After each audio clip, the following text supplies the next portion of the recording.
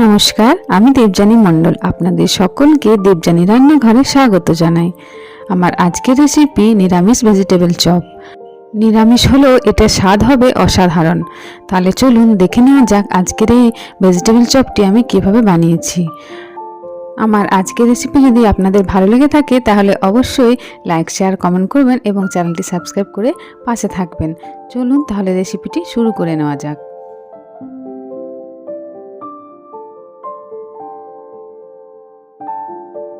আমি এই ভেজিটেবল চপটি বানানোর জন্য এখানে একটা মশলা তৈরি করে নেব।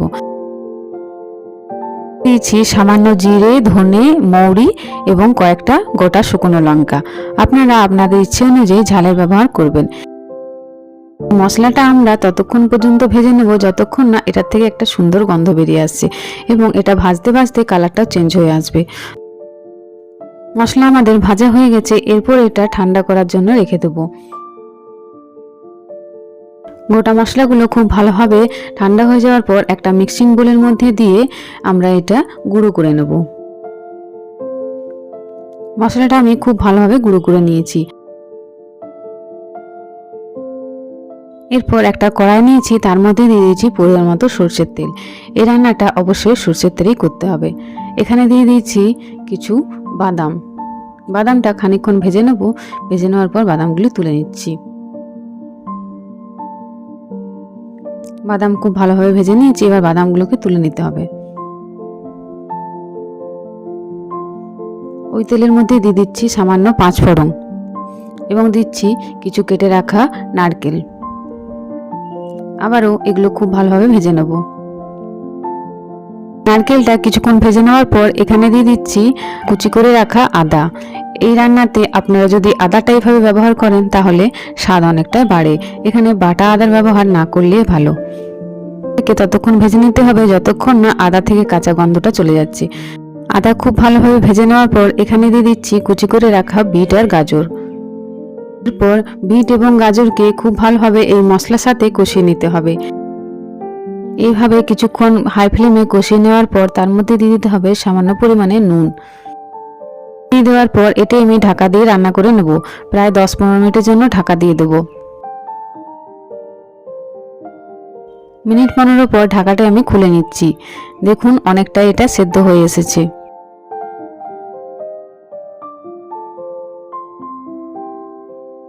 এরপর আবারও ঢাকা দিয়ে রান্না করে নিতে হবে। এই চপ যদি এরমভাবে ঢাকা দিয়ে সেদ্ধ করে রান্না করে নেওয়া হয় তাহলে খুব ভালো তৈরি হয়। তবে আপনারা চাইলে গাজর এবং বিটকে খুব ভালোভাবে কুকারে সেদ্ধ করে নিতে পারেন।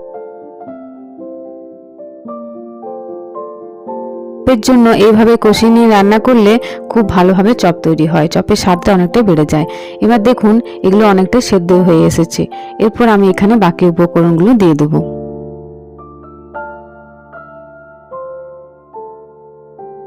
এবার এখানে দিয়ে দিচ্ছি সেদ্ধ করে রাখা দুটো আলু এখানে আমি হাতে দিয়ে ম্যাশ করে দিয়ে দিচ্ছি।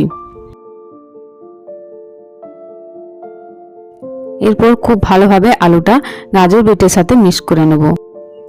আপনারা এই যে দেখছেন গাজর এবং বিটটা একটু লম্বা লম্বা হয়ে আছে, সেগুলো কোনোভাবে ম্যাশার দিয়ে ম্যাশ করবেন না, তাহলে একেবারে ঘাটা হয়ে যাবে। আপনারা যখন দেখবেন দোকানে কেনা ভেজিটেবল চপ খাবেন তখন দেখবেন ভেতরের পুরটা ঠিক এরকমটাই হয়ে থাকে, একটু লম্বা লম্বা ধরনের গাজর বা বিট থেকে থাকে। তাই ম্যাশার দিয়ে ম্যাশ করলে একেবারে ঘাটা হয়ে যাবে। তাই এরমভাবে করলেই টেস্টটা অনেকটা বেড়ে যায়।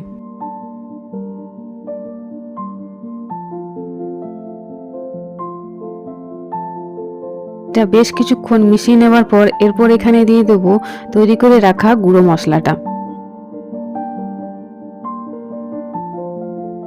প্রথমে আমি 2 চামচের মতন গুঁড়ো মশলাটা দেবো, তারপর প্রয়োজন পড়লে বাকি মশলাটাও দিয়ে দেবো। এই মশলাটা খুব ভালোভাবে মিশিয়ে নিতে হবে। এই প্রসেসটা করার সময় গ্যাসের ফ্লেমটা একেবারে কম করে রাখবেন যাতে এটা তলায় লেগে না যায়।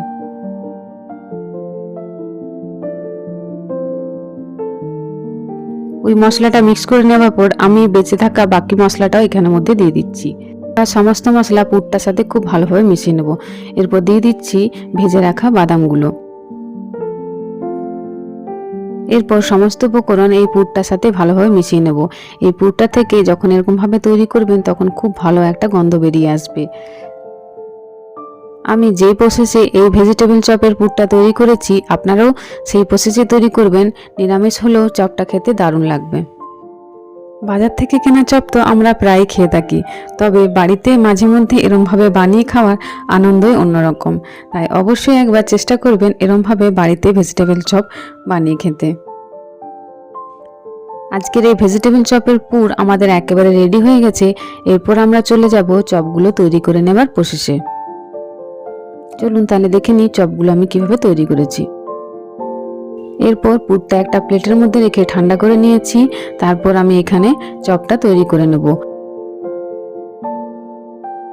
এরপর এই চপের জন্য একটা ঘোলা তৈরি করে নিতে হবে। তার জন্য আমি দিয়েছি 2 চামচের মতন কর্নফ্লাওয়ার এবং 2 চামচের মতন ময়দা। এবার পরিমাণ মতো জল দিয়ে এটা ভালোভাবে গুলে নিতে হবে।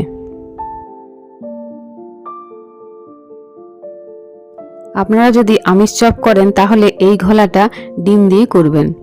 এরপর এখানে নিয়ে নিয়েছি পরিমাণ মতো ব্রেড ক্রাম্ব। আপনাদের কাছে যদি ব্রেড ক্রাম্ব না থেকে থাকে তখন যদি টোস্ট বিস্কুট থাকে বাড়িতে, সেই বিস্কুটটা মিক্সিতে গুঁড়ো করে নিলে এই ব্রেড ক্রাম্ব তৈরি করে নিতে হবে। এরপর এখানে আমি তৈরি করে নিচ্ছি ভেজিটেবল চপগুলি। একটু লম্বা লম্বা শেপে খুব ভালোভাবে চপগুলো তৈরি করে নেব। দেখুন এরকমভাবে তৈরি করে নেবেন, যেমনটা আর কি ভেজিটেবল চপের শেপটা হয়ে থাকে, এরমভাবে। এরপর ওই ঘোলাটার মধ্যে এটা দিয়ে দেবো। তারপর অন্য হাত দিয়ে ওই ব্রেড ক্রাম্বের মধ্যে এটা দিতে হবে, ভেজা হাত দিয়ে এটা দেবেন না।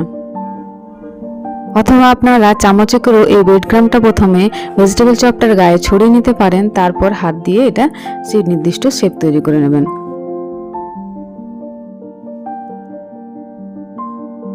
এরমভাবে তৈরি করে নেব। আরও একবার ঘোলটার মধ্যে দিয়ে তারপর আবারও ব্রেড ক্রাম্ব দিয়ে ভালোভাবে চপটা তৈরি করে নেব। দুবার কোট দিলে খুব ভালোভাবে কোটিংটা তৈরি হবে।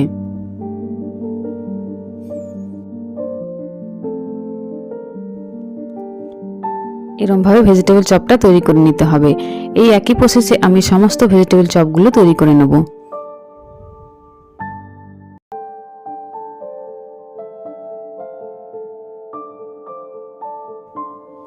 দেখুন আমার সমস্ত ভেজিটেবল চপগুলো তৈরি করে নেওয়া হয়ে গেছে। এরপর আমি চলে যাব ভেজে নেওয়ার প্রসেসে। এখানে তেল গরম করে ভেজিটেবল চপগুলো একটা একটা করে সমস্ত দিয়ে দেব। ব্যাস এগুলো একটু উল্টে পাল্টে ভালোভাবে ভেজে নিলে তৈরি হয়ে গেল আজকে নিরামিষ ভেজিটেবল চপ।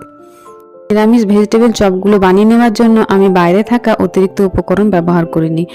এটা আমি বাড়িতে থাকা খুব সাধারণ উপকরণ দিয়েই বানিয়ে নিয়েছি। আর শীতকালের দিন বিট গাজর প্রায় সকলের বাড়িতে থেকে থাকে, আর সেটি দিয়ে খুব ভালোভাবে এরম চপ বানিয়ে নেওয়া যায়।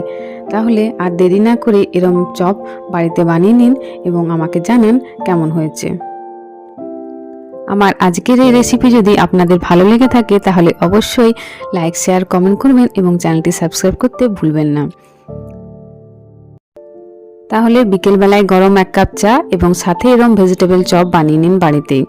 খুব সহজভাবে দেখলেন আমি রেসিপিটা তৈরি করে নিয়েছি। এতক্ষণ আমার সাথে থাকার জন্য ধন্যবাদ।